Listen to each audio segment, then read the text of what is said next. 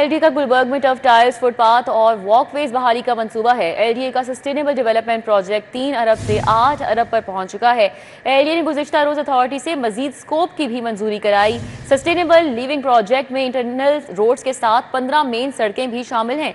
कसूरी road, Noor Jahan road समेत 60 foot चौड़ी तमाम सड़कें शामिल हैं। इस हवाले से आगाह करेंगे दुर्रे नायाब। जी दुर्रे नायाब।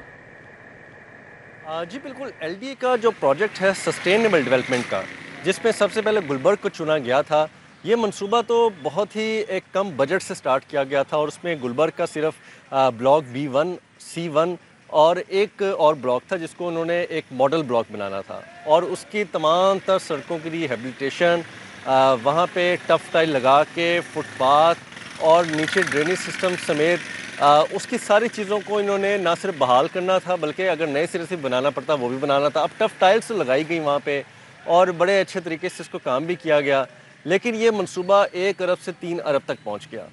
अब इसमें गुलबर्ग की जो इंटरनल रोड्स थी उससे निकाल के इसको एक्सटर्नल रोड पे फैलाया जा रहा है और लाहौर शहर के ये गुलबर्ग जो कि पोश तरीन इलाका है, इसी के अंदर ये तमाम तर एलडीए इन्वेस्टमेंट कर रहा है और ओन सोर्स पैसा लगा रहा है। अब इसको 3 अरब के प्रोजेक्ट को जब उठा के बाहर मेन रोड्स पे लेके जाया जाता है, जिसमें मेन बुलेवार्ड है, नूरजहां रोड है, कसूरी रोड है और इंटरनल रोड्स हैं जितनी गुलबर्ग की, जो 60 फुट और उससे ज़ायद की हैं, ये तकरीबन 15 बनती हैं।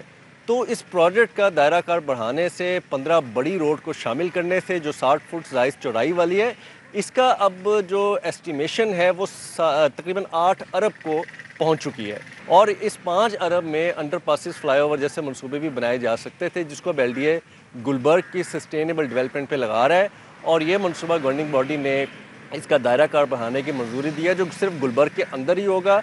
इंटरनल सड़कों से निकल के बाहर वाली 15 सड़कें मिला के अब इसके तखमीना लागत और इस प्रोजेक्ट की मंजूरी जो है वो 8 अरब तक।